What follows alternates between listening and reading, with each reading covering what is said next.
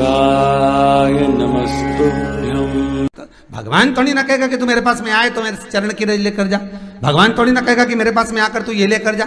भगवान तो कहेगा मेरे पास में आया है, मांगना कुछ मत, बस मुझे जो स्नान कराया है मेरा चरणोदक लेकर जा, छीट दे पूरे घर में, संपदा भरना मेरा काम है। जहां मेरी चरण की रज पहुंच गई वहां संपदा स्वतः पहुंचती है, मैं वहां पहुंच जाता हूं। तो चरणों तक ले जा। पर लोग ले जाते हैं, पूजन करते, कलश भी उंडेलते, जल भी चढ़ाते, पर आते समय खाली लेकर आ जाते। भगवान को इतना बुरा लगता मेरे दरवाजे से खाली जाए, मुझे कितना बुरा लगेगा। जो आए वो भर कर जाए, भले 2 बूंद लेकर आओ, पर उसमें चरणों तक थोड़ा सा लेकर अवश्य आए।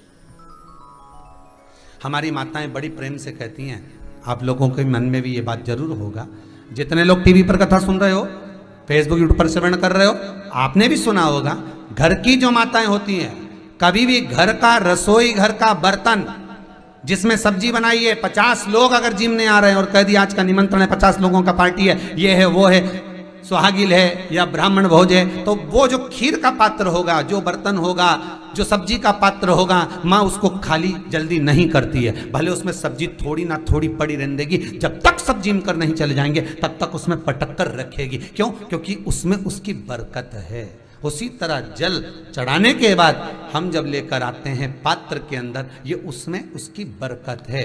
गर्ग संहिता में दूसरी चीज कही, उसको भी समझ लीजिए। गर्ग संहिता में कहा गया, जब आप घर से जल लेकर जाते हो भरकर, तो ये सृष्टि की जितनी नदियां हैं, पृथ्वी पर जितनी नदियां विद्यमान हैं, जितने तालाब, जितने सरोवर, जितने कुंड, जितने विराजमान हैं, उन सारे तीर्थों का जल जब आप घर से लेकर निकलते हो तो वो तीर्थ का संपूर्ण जल आपके कलश में आ जाता है।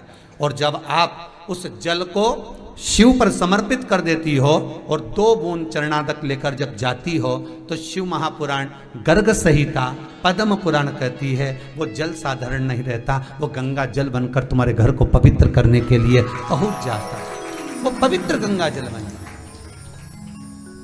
उसको लेकर प्रवेश कर जा,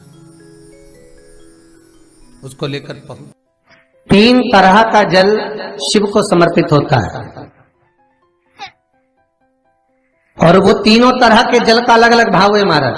पहला जल सादा, घर से पानी लेकर गए, जल लेकर गए, शंकर को चढ़ाया, वो हमने घर का अपना एड्रेस बता दिया, भगवान शिव को जल चढ़ाकर अपने आनंद के लिए शंकर से कुछ प्राप्त कर लिया। दूसरा जल, जल के कलश में थोड़ा सा इत्र डालकर शंकर को जब समर्पित करते हैं, तो महाराज घर में अगर कोई व्यक्ति बहुत रोगीला है, बहुत रोगीला, एक शिव महापुराण में, स्कंद पुराण में, नर्मदा पुराण में, भविष्य पुराण में, अग्नि पुराण में, नारद पुराण में, बरहा पुराण में, वामन पुराण में जितनी चीजें लिखी गई है, एक एक प्रैक्टिकल कर कर देखो।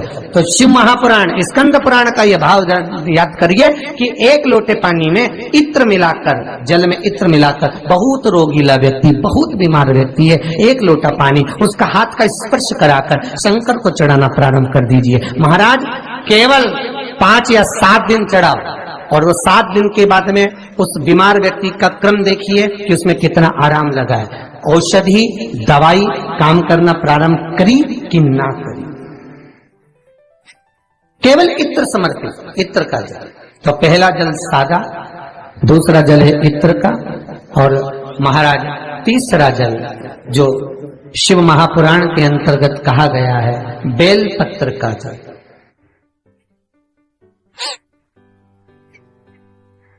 तीसरा जो जल है वो बेलपत्र का जल है। बेलपत्र का जल कैसा? तो महाराज शिव महापुराण की कथा कहती है कि जल के पात्र में एक बेलपत्र अंदर डालकर उस जल के पात्र को ले जाकर शिव को समर्पित करना, अर्थात अपनी मन की कामना भगवान शंकर से कह देना, केवल बेलपत्र के माध्यम, बोलना नहीं है हमको, कुछ हमें कुछ कहना नहीं है।